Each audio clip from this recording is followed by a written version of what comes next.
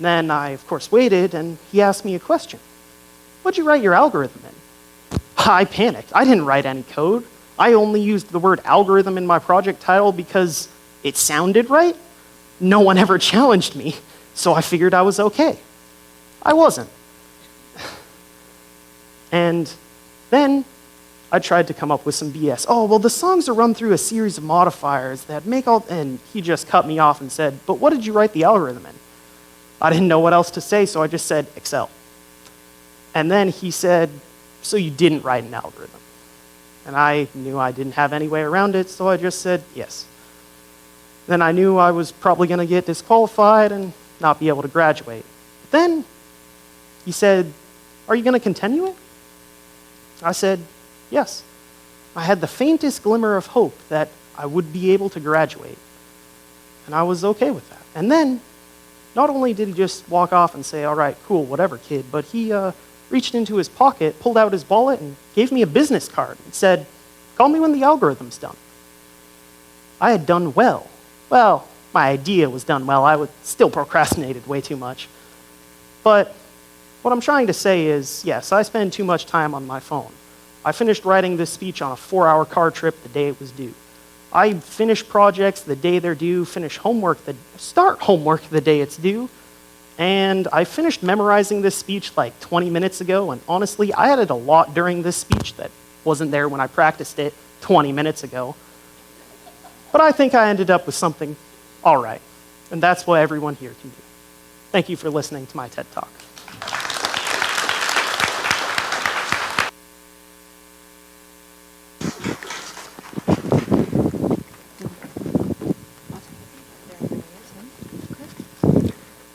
Next up, we have Mate Pastor, an Edmonds Heights senior. He was born and raised in Washington State and is a first-generation Hungarian.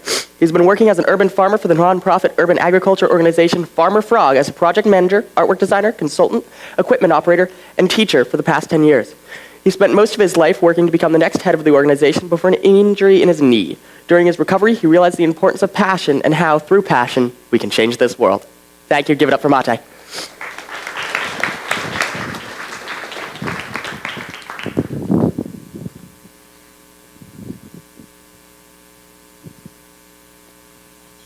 If I say the word farmer, what's the first thing that comes to mind?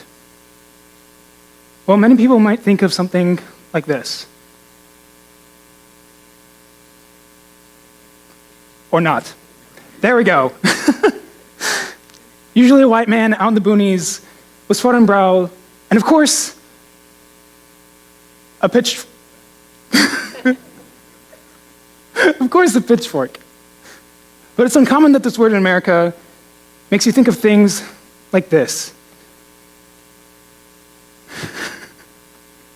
Where you have people of all backgrounds and walks of life working together to grow food.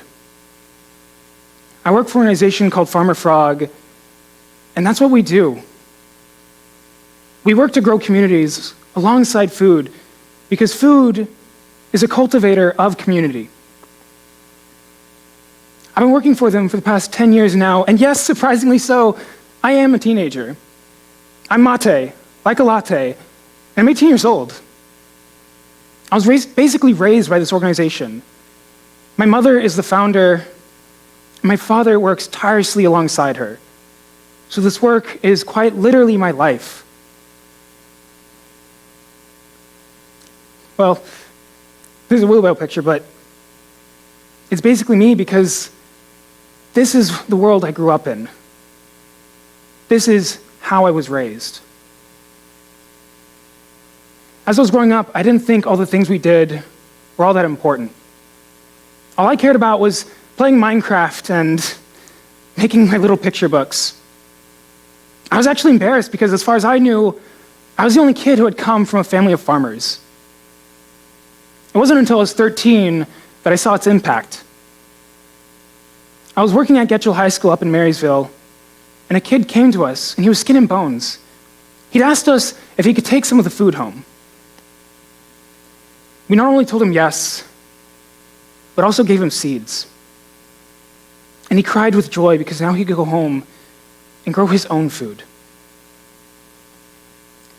This is the reality that we live in. where people cry after getting seeds. And the truly sad thing is that these aren't isolated cases. Millions of children are hungry and starving, and we're looking the other way, distracting ourselves with what's going on in other countries, which, don't get me wrong, is also very important. But we can't address those while ignoring what's going on in our own backyards, the struggles that our people go through every day. After my realization, I came to believe that the only way I can make a difference was if I work to take the reins on the organization, if one day I become the executive director of Farmer Frog. My parents, they wanted me to explore my own passions, you know. I was working on Minecraft animations, trying to build things in games, and fiddling with story ideas, but I thought to myself, how could I change the world with my art? After all, I'm not that talented. So I studied plants, and I learned about the different layers in trees so I could go into risk assessment. I tried memorizing their biology, their needs. I took this class and that class. It was hard considering I was barely interested, but I saw how hard my mother worked and was commonly her secretary in the car rides, writing email after email after email. I'd come to believe that the only way I could make a difference was if I took her spot. I felt as though it was my moral obligation because few people had the opportunities I did to do so. I was on my way towards a leading role in a highly impactful organization. I was learning how to organize work parties, how to talk to politicians, try and force change. I learned how to talk to schools, colleges, universities. My life had the perfect runway. So then why is it today, of all days, that I'm not talking about the food crisis in America? Well, last year I tore my ACL. I was on crutches for 3 months, and I was laying in bed for a large part of that. I lost 20 pounds, and not in a healthy way, mind you. I was really in bad shape. And earlier that year, a friend of mine told me how going for something I didn't want wouldn't help anyone, let alone myself, because I don't care about plants. I don't care about their biology. That's why I'd forgotten most of what I learned, and why it was so hard for me to learn to begin with. And on top of that, my brother even made a comment not long after about how influential our films are. He even suggested to me that maybe I could try that.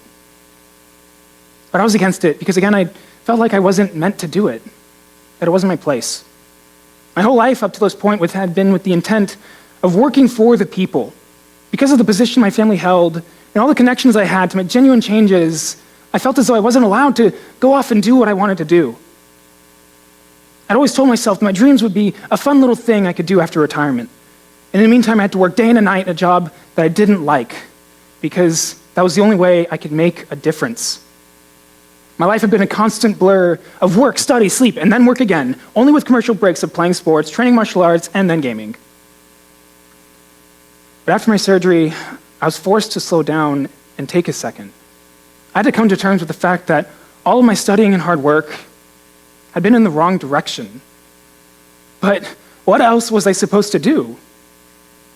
Running out of ideas of what work I could do and be happy doing, I thought back to 11-year-old me. Back then, everywhere I went and everything I did revolved around my want and dream to tell stories. I told stories about massive mechanical worms, wrote storylines spanning centuries, even played with the idea of making humanity the evil force in the universe, while the aliens were the heroes. So I thought, maybe rather than telling fictional stories I came up with, what if instead I told authentic stories that addressed the real struggles of today? On October 8th, 2018, there was a report released by the Intergovernmental Panel on Climate Change. And it stated that we have 12 years to make the needs. It stated that we have 12 years to make the changes in our environment, or the world as we know it is gone. This is the reality that we're facing. This is what our generation has to deal with. We don't have much time for lollygagging or enjoying our 20s or taking the load off for a few years. Because unless we fix this, children of today might not live past their 30s. So now what I'm working towards is releasing films that inspire activism and empower people to take action while donating as much as the profit as possible in organizations and movements around the country. Because this is my way. This is my path. This is what my passion has led me to. Not within the food crisis in America, but in telling stories that invoke action. When we're kids, we're commonly taught away from what we love. Don't draw, you don't be hired as an artist. Don't dance, you don't be hired as a dancer. Don't do this, don't do that. Just focus on the math, the language, the history. You'll use that in life. You'll get a job in that. But we live in a world of innovation. It's only by doing what we love can we make the changes that are needed. What we should be saying isn't don't do what you love because you'll never be good at it, but don't do what you hate because you'll never be happy doing it. How can you enact real change if you're half asleep the whole time, in a constant daze because you felt the need to choke your true passions? We know what passions do to people when they're able to follow them or do it as a hobby. We know children can go on and on and on about a subject, and then, well, the next week, of course, it's a different one. Our passions are a part of who we are. They define our excitements, our joys, our interests. They enable us to work without the need of some third-party pressure telling us to. In our passions, we are able to bring about the most simply because we want to. We don't have to be amazing at what excites us, because being excited is all we really need. There's even research to show that our happiness and wellness is directly correlated to our workflow. Happiness and Productivity by the University of Warwick is a research paper that was done in 2015. And it states that there's a 12% increase in productivity amongst workers when they're happy in supportive environments, opposed to a 10% decrease when they're unhappy and not supported. But the environments we are in is so much more than what's going on around us. We are subject to the environments inside us just the same. And if we are able to harness our passions and interlace them into our work and our lives, however that may look, then maybe the job that's a means to an end can still be its own little playground. This may seem as though it has nothing to do with what I stated earlier. How does being passionate about our work help us with climate change or even other issues that are befalling on us? Well, the disasters we are seeing and the massive amount of work that's needed to be done, we as a society need every edge we can get to try and solve this problem. And if we push for a passionate change in how we choose to face this problem, we'll be able to work faster, harder, more creatively, and we'll be able to accomplish things we previously thought were impossible. Because change is coming whether we like it or not. The world can't stay the same as it is. That's how we've ended up where we are in the first place. The real question is, can we make the change a good one? Thank you.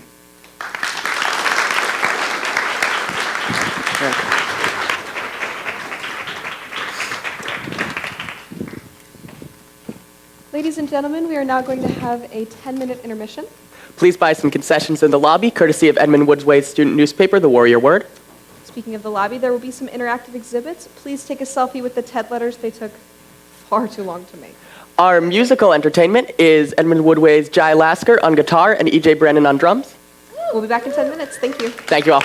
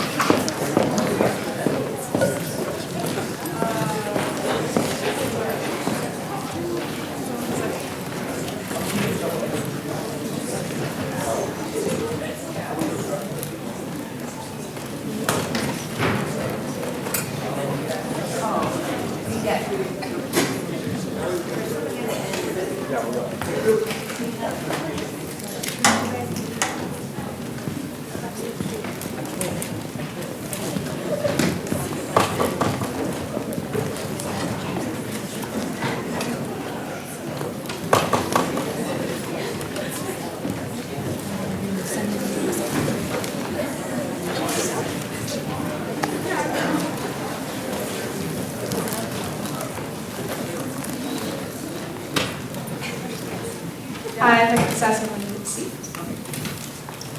Our next talk is by Emma Holbert. She's a Mount Lake Terrace High School senior in full running start. She was a student ambassador while attending Snow Owl Tech and will be attending the honors program at Western Washington University. In her talk, she will be discussing her journey while battling stage 4 Hodgkin's lymphoma. Cancer can change your world, and Emma wants to discuss how one can still follow their dreams and empower themselves while sitting in the chemo chair.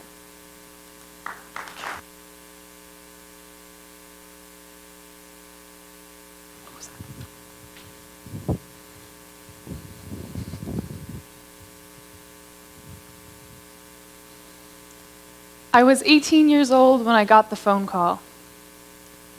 For all of my high school career, I've been obsessive about school. I lived and breathed for education, believing it was the one key to start the life that I wanted. It was unhealthy the way I was constantly trying to do better, trying to do more. You could always hear me at school protests, walkouts, even in the school newspaper. I was a student who wouldn't be silenced, and my journey began by ignoring myself. I didn't listen to my body when it begged me to slow down.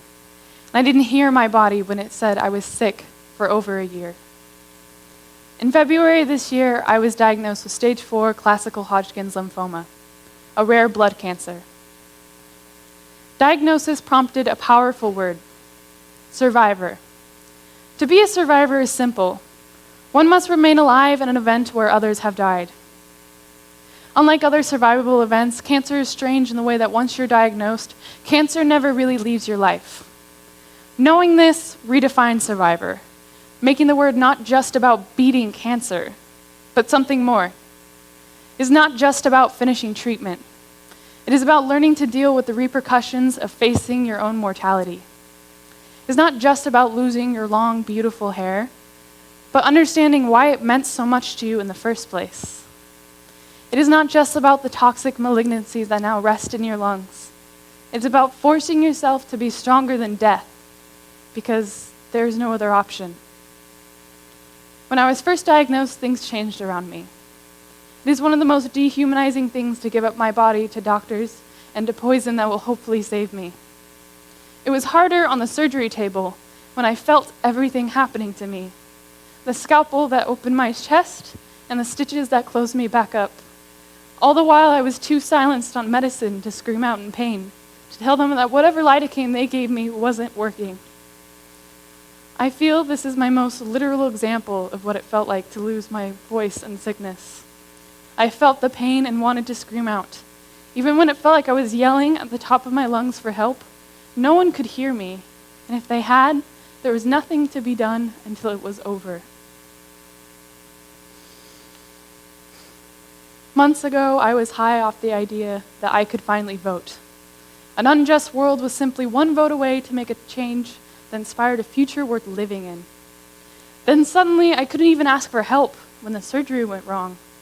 I was ignored when I begged for another way to preserve my fertility, apparently too young to comprehend the choices that impacted my body. I felt no matter how much I explained my sorrow and loss to the people around me, no one could quite understand the journey I have faced. This was one of my first lessons from cancer. People will try to hear you when you ask for help, but this doesn't mean they will understand or be able to. My disease revealed a type of anger in me that I've never felt before, one that made me bitter towards my loved ones and the world itself. This anger came in a voice unknown to me. It didn't feel like my own. I once heard someone say that cancer is just as hard on the loved ones as it is for the survivor. I always felt that this was such an insensitive quote. Here I was being poisoned every week, opening my flesh under scalpels and needles, placing plastic and metallic devices into my chest. I was the one facing death at my door. I was the one saying goodbye to long blonde hair, my good health, the ability to walk without losing my breath. It was me every night hoping I wouldn't feel nausea scraping at my belly. And it was me who felt myself lose hope, joy, and trust in the body that I used to love. Cancer is really hard. But then I saw my partner, my parents, my brothers cry. I cannot tell you how painful it was to tell my partner, who has lost a father to cancer, that I have the disease that robbed their family. It is hard seeing people you thought you knew pull themselves away from you, protecting themselves from the hardships you will endure. It is hard seeing your father sob, and it is hard hearing your family whisper to friends and loved ones that there is a chance you will not make it. And as much as I tried to deny it, it is also hard on the people who love me. At first, I was angry that my family was mourning me, angry that they were depressed over something they did not have to experience. I didn't realize this was me distancing myself from the idea that I caused them pain. I spent so much time pushing people away from my experience. I didn't understand that this was not just my fight, but that we shared a common enemy. I need my family. I need their wisdom and tough love. But it was hard to accept their sadness, and I interpreted it as something bad when all it did was reveal that they loved me. I used to be angry, but cancer taught me what it means to have someone care enough for you that they're afraid to lose you.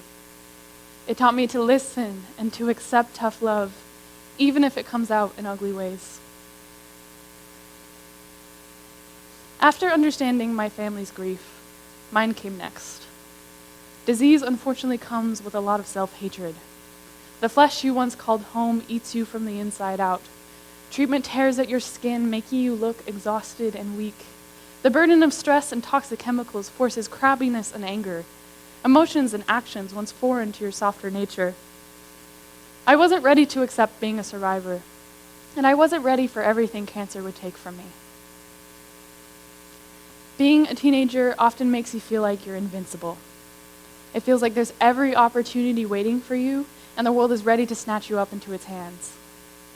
Realizing that I was not an invincible person was surprisingly a shocking lesson to learn. Accepting a broken body is hard when you've never known sickness, because youth is supposed to make you strong.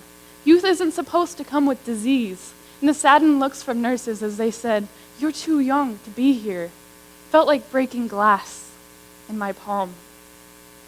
Cancer steals a lot from you, and much of what gets stolen is a trust and belief in yourself. I don't think I can honestly say I've accepted having cancer. It has turned my world upside down, and it will never be the same. But I can say this: cancer is a part of my experience, and it will always have a monumental impact on how I value the life that I have now. It has defined my journey, but it has not defined me. I have grown insecure and bitter over my disease, but I have learned much more than I have lost. If I need to speak, I will not be silenced. If I am tired, I will rest. And if I am defeated, I will let others help me, even if all they can do is watch me unravel. But what have I really learned? Cancer and everything it entails is not my fault. It may sound strange to say that, but when you're sick and your world gets turned upside down and everyone is sad, it really does feel like it's your fault. But it is not. I will not be a victim to my disease because I am a survivor. I believe that this was the end of my voice, the end of my story. I'm proud to say it is not, and I can now wear this badge of survival. I am still fighting cancer, but it is no longer fighting me. I survive. Thank you.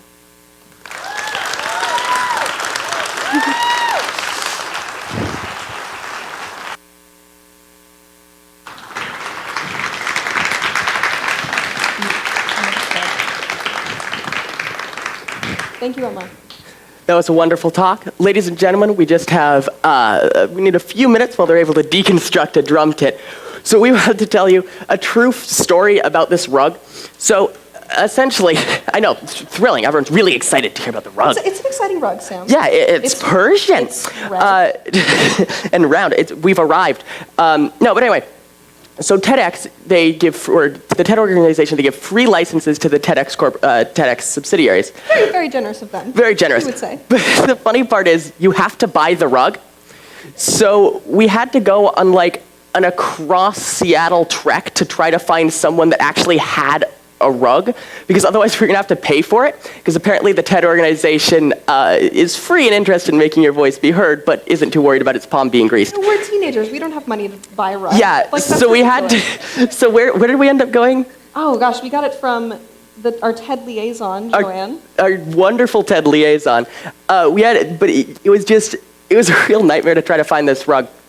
But we appreciate that it's here, and we appreciate that all of you are here today to listen to all the exciting voices that are being shared. Thank you.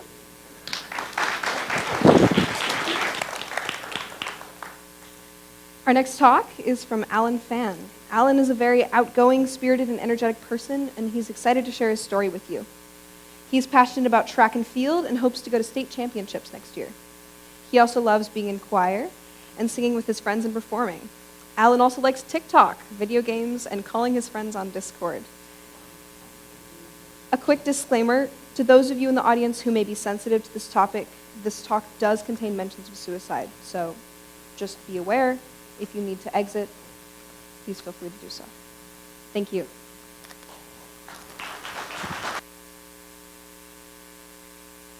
A little bit, tiny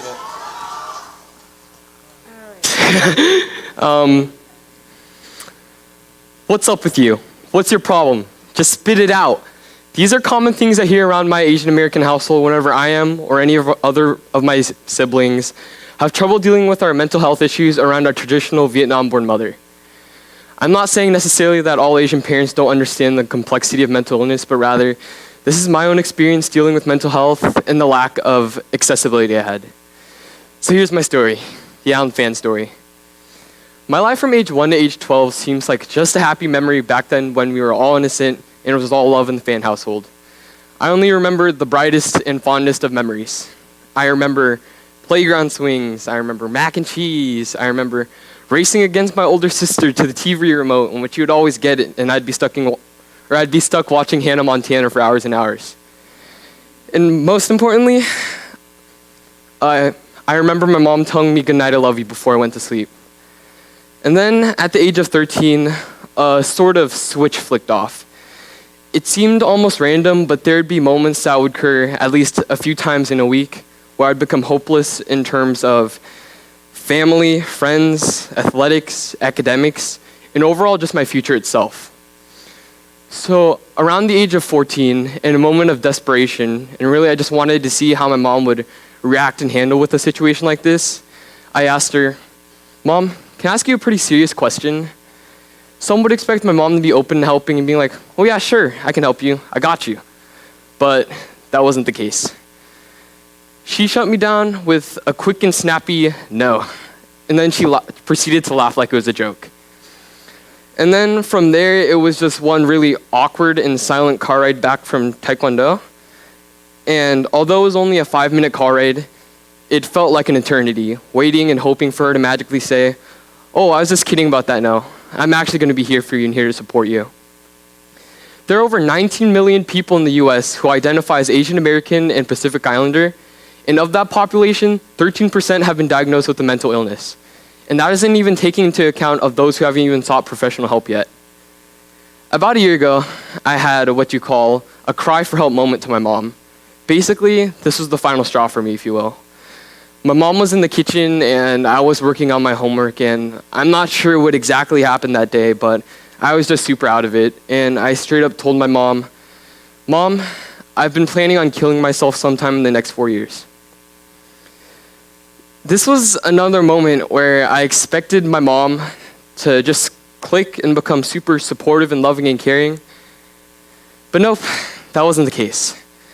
Want to know what she replied with? She replied with, "Why not make it sooner?" And then proceeded to laugh. According to the Anxiety and Depression Association of America, they state, Asian Americans report fewer mental health conditions than their white counterparts. However, they are more likely to attempt and consider suicide. There are several barriers between this population and mental health professionals. These include language barriers, stigma, and lack of awareness to resources and mental health services.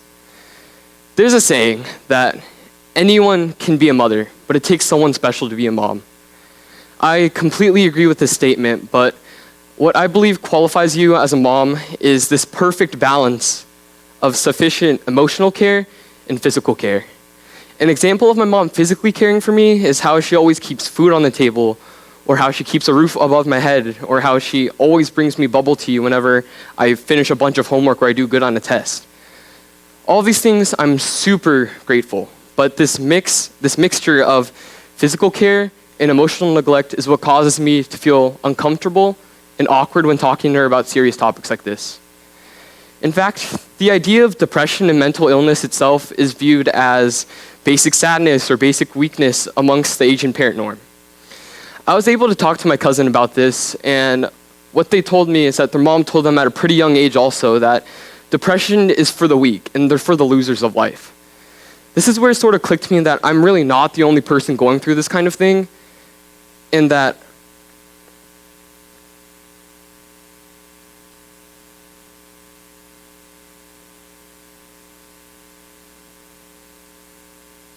And so I just sat back down and I asked myself, okay, who do I usually talk to from a day-to-day basis that could be going through something as similar as this? So I started talking to my close friends more, who are Asian, about their mental health and who do they usually talk to about this kind of thing. From what I've gathered is that in order for them to cope with situations like this, they either bottle up their emotions until they eventually burst, or they talk to a friend about this. Because you see, there's this common similarity both my friends and I have, and it's that we both lack a trusted and dependable adult figure that we can lean on and talk to about things such as mental health or emotions. Because you see, I've lacked a father figure over the course of my life, and I've never really understood what it means to be a dad. But if I were given the opportunity to talk to adult Alan in the future, who's a father hopefully, I'd tell him this. Setting up your child for good grades, good study habits, and the ability to make 6 figures annually doesn't determine the wellness or satisfaction of your child with their own life. It takes love, it takes care, it takes heart. It takes the ability to sit down one-on-one with your child and be able to talk to anything and everything about with a sense of transparency and comfortability. Because if I were to talk about this with my mom or something, I'd almost find it pointless. She's a very stern and solemn person, and if I were to rant to her, it'd be sort of like ranting to a brick wall. So, especially with a topic like mental health, I really need someone to just sit down and just allow me to just talk and just for them to listen and allow myself to be heard. So the person I turned to actually was my older cousin. He's in his later 20s, so he's in that sweet spot where he's a little bit younger, so he understands where I'm coming from a youthful perspective, and he's also older than me, so he's a bit wiser than me. What he's told me is that depression actually runs in the family, and it's very common that we rarely seek professional help. What I found helpful with getting your message across to an adult and allowing yourself to be heard is that you need to be prepared with the information on what you're going through and what kind of help you need in order to get you through this situation in life. Because chances are, sometimes your parents might not be able to help you in this sort of case. But it's always good to inform them and get your message across and present them the opportunity to talk about something as serious as this. My mom is a very hardworking person who possesses a deep love and care for me somewhere deep, deep inside her heart. She's been through a lot. She's been through 2 husbands. She has to take care of 4 kids all by herself. She has to juggle a job. She even had to immigrate all the way over here from Vietnam and adapt to the culture and life. She's a very hardworking person that I admire deeply. So you're sitting here probably wondering, what's been keeping you going throughout all of these heaps and hills of depression and searching? And I sat back down and pondered, what's my goal in this world? What's my life's purpose? What can I give to you all? And what I've found out is that my goal in life really isn't to, be traveling to exotic places, driving expensive cars, being my own boss, making a bunch of money. My goal in life is to create a stable and happy family. In the future, I hope it's a place where my children can consider home a safe haven.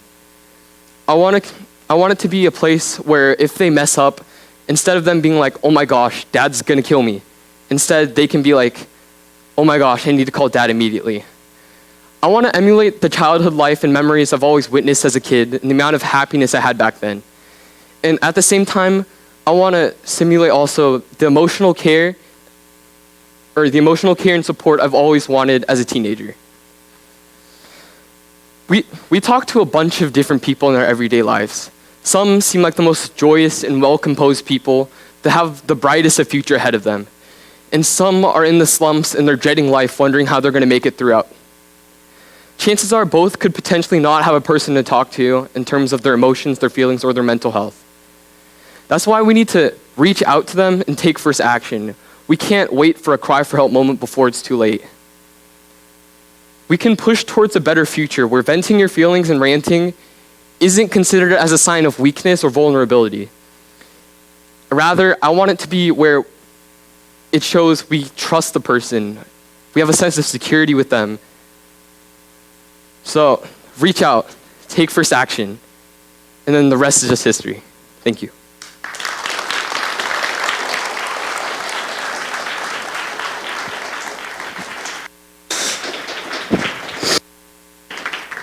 Okay, all these young faces. I remember when I was young. It was 1932, and I was the bee's knees and the hen's teeth. And I had real teeth and real knees. Anyway, I've just received a text message. My nephew set it up for me. I don't know where it is. I've received a text message from Ted, my good friend, about, here's the message, about what our next talk is. I'm told it's something very exciting. It's a video. I don't know how they work, but I'm assured they're more exciting than paintings. I don't see how they could be. Everyone loves Matisse.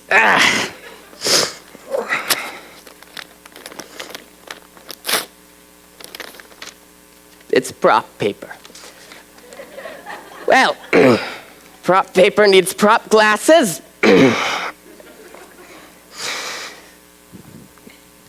This is good. It's Gabby Rivera, making Marvel's first gay superhero, who's also Latina. Thank you.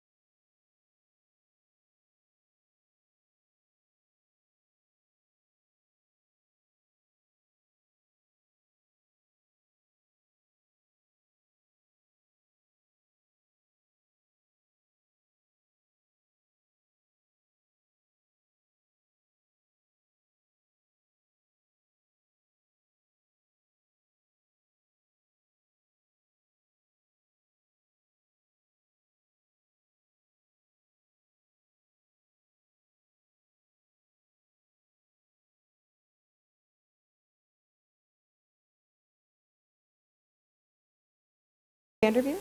Zane is a senior at Edmonds High School. In his free time, he enjoys baseball, video games, and listening to Frank Ocean. Zane has been advocating for trans rights since his freshman year and has held the title of president of the school's Gay Straight Alliance for 2 years running. He's attending college in Arizona next year for a degree in secondary education. A quick disclaimer, this talk also contains mentions of suicide, so if you're sensitive to that, take a moment. Thank you, and welcome, Zane.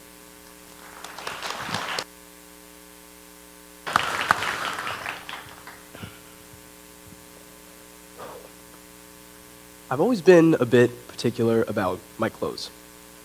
I never liked anything too colorful, revealing, ruffly, or matching my younger sister whatsoever. When I was 5 years old, at my 5th birthday party at Chuck E. Cheese, while all the other little girls were wearing dresses, I was wearing a white t-shirt and floral slacks. It was quite the look. That was the deal I had with my mom. I would wear masculine articles of clothing with feminine designs on them. On the rare occasion that I did have to dress female, like wearing a dress on Christmas or Easter, I would hide in my room and scream and cry until my mom coaxed me out with the promises of food or attention from distant family members. This style continued. When I was 11 and getting Easter pictures with my younger sister, she wore a pink puppy dress and I wore a sweatshirt. And under the sweatshirt was a roughly red shirt that I wouldn't be caught dead wearing in public. I was confused. This confusion continued into middle school, and I would fog up the bathroom before taking a shower and distract myself with things I liked doing to try and, distract myself from the fact that I was confused because nobody else was. And this even continued into high school. My freshman year, my friends dragged me to the school's Gay Straight Alliance, and the first thing that I could remember processing was the fact that the average trans lifespan was 30 years.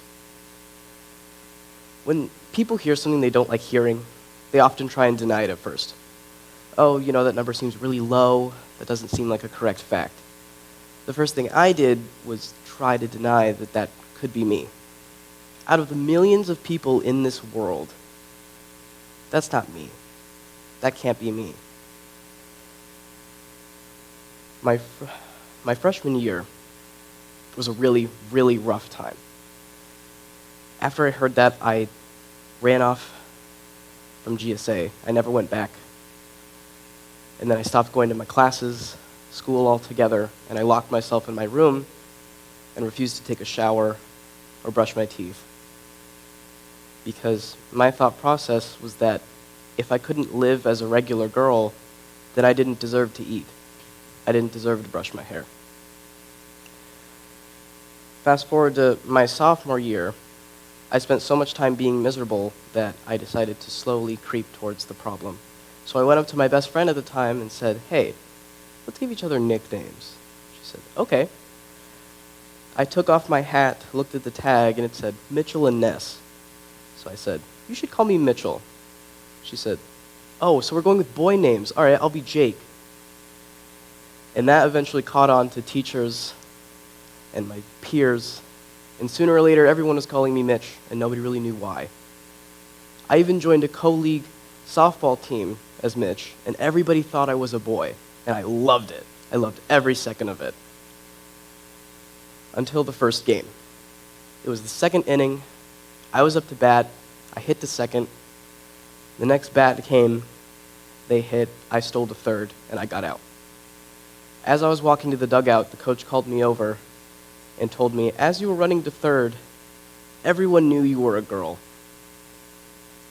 You lied to everybody, and your options now are you can either stay and play as a girl or you can go home." I told him to have a nice day, and I walked away because I couldn't think about living as a girl for a minute longer. After that whole debacle, I went up to my mom and I asked her, "What would you have called me had I been born a boy?" She sat and thought for a minute and then said, "Zane Michael." I told her I liked that. She thought for a second more and said, "Or Gunnar Rose." And I told her I didn't like that one as much. The next day, I went to my teachers and I told them to write Zane Michael down in the attendance sheets. And to my surprise, I got no protest. All of my teachers started to call me Zane Michael, and then all of my peers. And it felt really good. At that point, my mom started to research where to go and the path to take to start transitioning. I had to go to my doctor's office and get a letter of recommendation to go to gender therapy, then attend gender therapy, get a letter of recommendation to start testosterone, go back to my doctor, get tested to see if I was eligible, and then go back to the gender center at Seattle Children's and start testosterone. So I did all of that. I went to gender therapy for 9 months, went back and got tested, I was eligible, and then I went to the gender center and they told me that the waiting list was 5 months long. And so I waited, because what else was there to do? Eventually, I started testosterone on November 8th, 2017. I take it once a week via injection in my stomach, and my girlfriend still has to do it for me because I'm a baby and can't do it myself. A month after I started testosterone, I legally changed my name from Zoe Michaela to Zane Michael.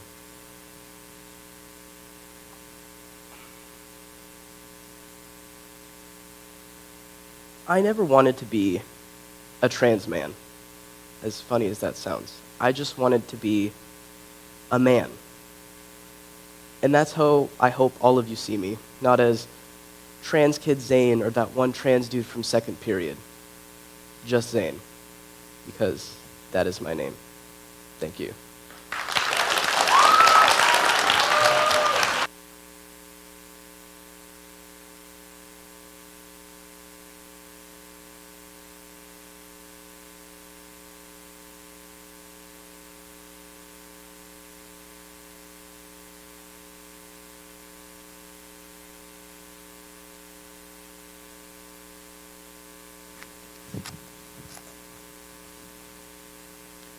Our last talk for the day, we have Jared Widener.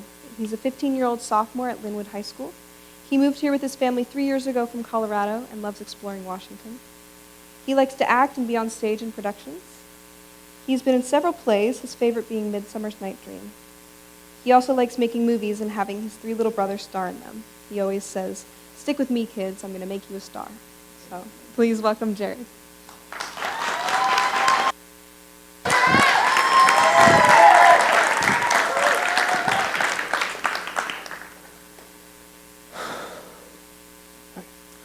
Once upon a time, in a land far, far away called New York City, there was a boy named Matt. And this boy was just a normal boy with nothing that would help him to stand out from your average kid. But then one day, while he was running home to his house in Hell's Kitchen, he was blinded by a radioactive substance that fell from an out-of-control truck when he tried to push a man out of the path of the oncoming vehicle. And thankfully, he wasn't killed, but the damage from the chemicals blinded him permanently.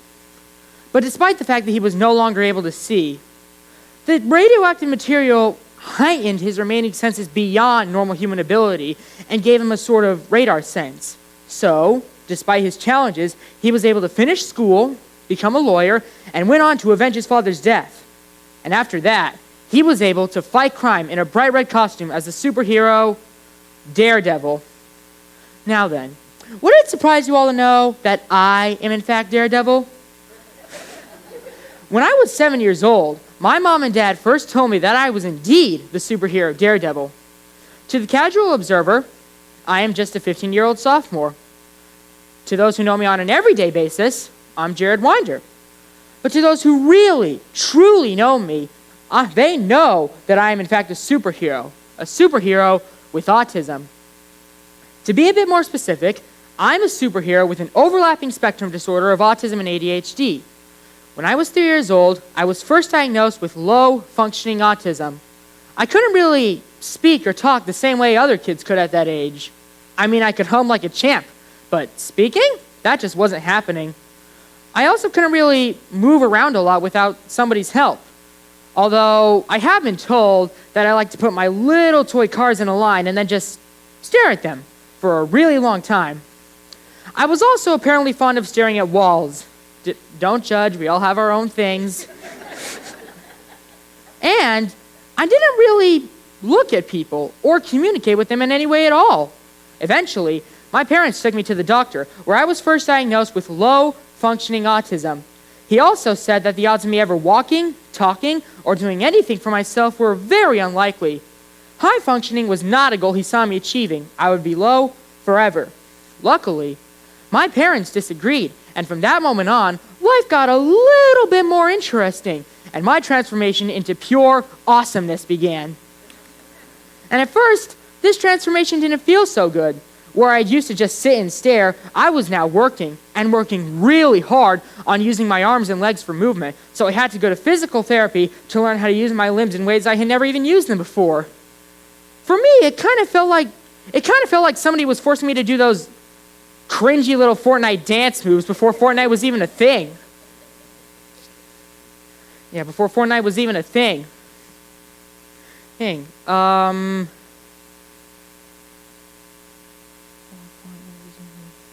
Oh yeah. By the time I was 3, I needed to learn how to use my hands, and eventually I could hold my own marker, hold my own paintbrush, and I would just swipe away with the both of them, and then magically, art would appear where a big blank white spot of paper used to be. Now then, since I couldn't talk at that age, sign language was my only form of communication, so I would often watch the show, Signing Time with Alex and Leah. and I started with learning the basics. More, sorry, water, mom, dad, no. I didn't want to work anymore. It was too hard. Couldn't a guy just line up his little toy cards and then stare at them for a really long time in peace? But every day, I was prodded to work a little bit harder, and for a little guy that liked to stare at the wall, this was really infringing on my me time. But as time went on, I was able to master the more difficult words. And then I began to sound out the words that went with the signing. Pretty signing.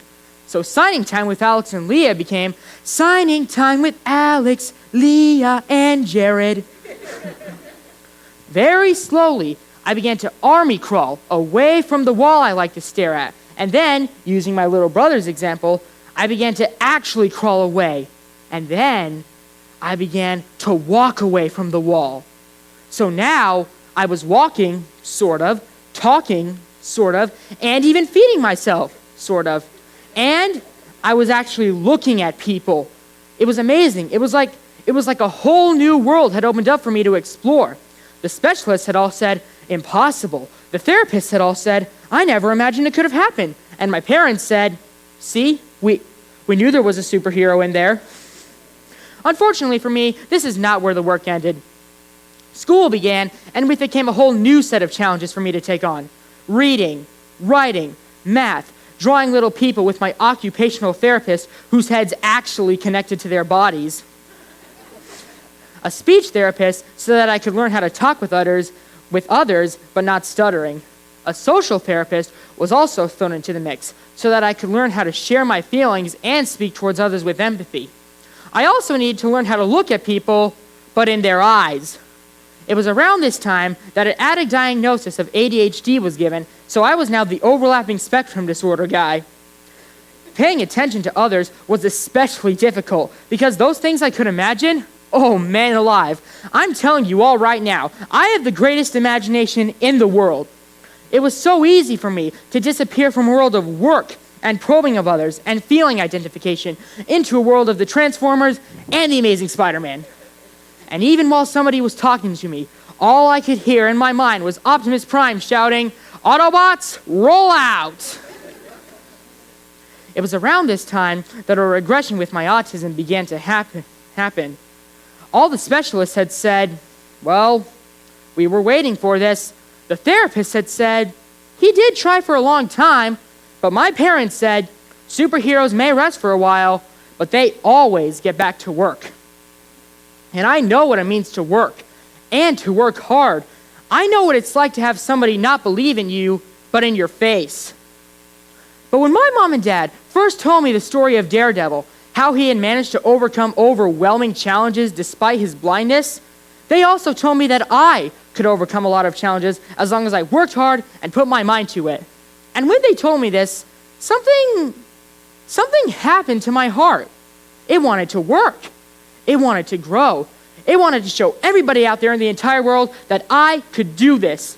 And now, as my heart has grown with this 6'2", 15-year-old that you see before you today, I know that all my work and all my struggles have been for something. And to all those people out there who thought that I would never be able to walk, talk, or even draw a picture of a family and a dog standing next to a house, I drew that dang picture, by the way. Though I didn't want to, because who wants to draw that when you could just draw Optimus Prime and Bumblebee fighting with the Decepticons? Even to this day, I'd rather draw that.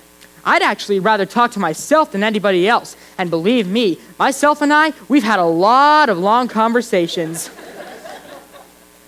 I just like to get lost with the magical worlds I can create in my head, because those places are just so much more fun, especially when the things, people, or places around me get overwhelming.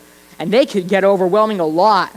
So I'd rather not think about who I'd make nervous in public when I start talking to myself or make a facial expression that someone finds weird or waving my arms or rocking back and forth. It's just that there's something about those things that make me feel so calm. But I learned just a few years ago in a grocery store as I tried to sword fight a ninja who just turned out to be a lady trying to buy some turkey bacon that there is a time and place for all those things. And I'm still trying to figure out where those times and places are. And that's why I'm incredibly grateful to have my home and my safe spots where all those things are welcomed. There, I'm free to rock back and forth and not have to worry about anybody seeing me stutter. Other places, such as the halls of a high school or a grocery store, are probably places where imaginary sword fighting are best left out of. Now, I truly believe that we are all presented by challenges. And it doesn't matter what those challenges are, whether it's a lack of confidence, trouble with getting up in the morning, or struggling in school. We can all just sit there and stare at a wall. Or we can line up our little toy cars and say, nope, no work for me today, thank you very much. Or we can say to ourselves, well, I have been procrastinating a little bit, and they did say I never make it. I guess I'll just believe them. But what if, just for today, we all pretended that only a little bit of radioactive material poured all over us and heightened our remaining senses? What would we do? Well, for me, I like to focus on the stuff I'm exceptional at. For example, I'm an actor. I just love acting. I'm also amazing at memorization. I can memorize anything after just looking at it for a few minutes.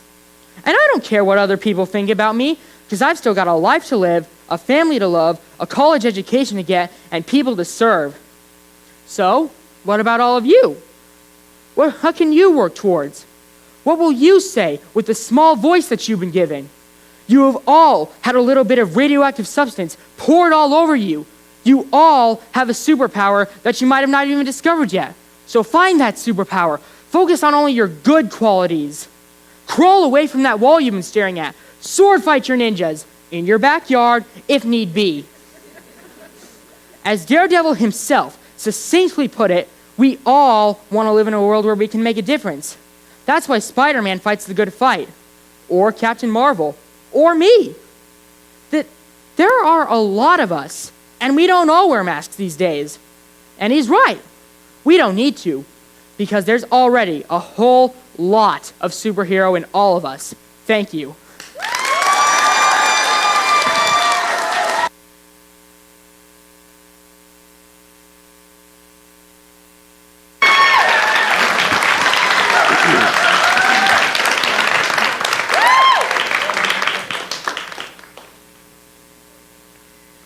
Thank you, Jared. We hope that you guys all took something out of this evening. A lot of time and effort was put into it, and we really appreciate you coming out.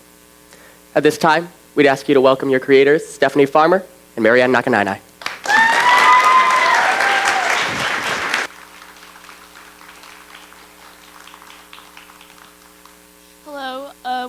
enjoyed TEDxYouth at YostPark. We want to take a quick second to thank all of the people that made this event possible. I want to start with Miss Rottenberg, who is I'm really trying to find her. who is our adult advisor who advocated for us and lifted up all of our student voices. And I want to thank Joanne Conger, who unfortunately couldn't be here tonight because her husband is in the hospital.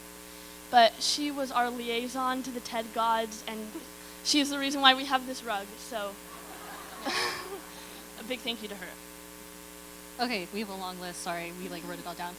Major thanks to our speakers. Let's give them a round of applause, please. Thank you. Yeah. Wow. You guys all heard their stories. They were absolutely incredible. Phenomenal job, you guys. You guys in the back. I don't know if you can hear me. Great job. Also, thank you to our MC, Sam and Amelia. Wow. Exciting. Yeah, we want to thank our volunteers who let us boss them around for hours and hours. And a big thank you to the Black Box staff who helped us with everything and just completed the finishing touches in this event. Thank you to Superintendent Dr. Chris McDuffie, Superintendent of the Edmonds School District.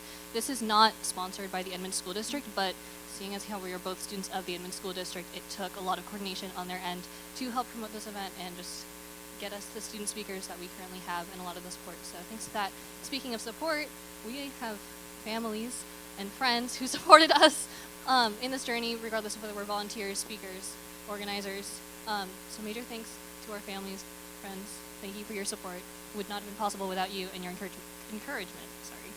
And we want to say a really, really big thank you to all of you guys, our audience. You are the driving force behind this event, and we would have not done anything if it wasn't for you guys. You all deserve a round of applause. Clap for yourself. Good job, guys. Yeah. And also a big shout out to the people watching the live stream. Thanks for watching. Yeah. So that is everything. Thank you for coming. Families and people who want to meet the speakers, they will meet you out in the lobby. Anybody who wants to meet anyone, they'll meet you in the lobby, not in the theater. And then all volunteers and speakers should come to take a picture. Also, we have interactive exhibits that need you to interact with them. So you can come answer the question, how are you being heard? Or you can draw a 2-minute self-portrait of yourself. We also have a photo booth in the lobby. So. Additionally, if you really, really loved those talks, which I'm sure you did, they will be uploaded to YouTube sometime soon on the TEDx channel. So we will let y'all know when that happens so you can watch them over and over again and share them with everyone you know. Yeah. Thank you. Thank you.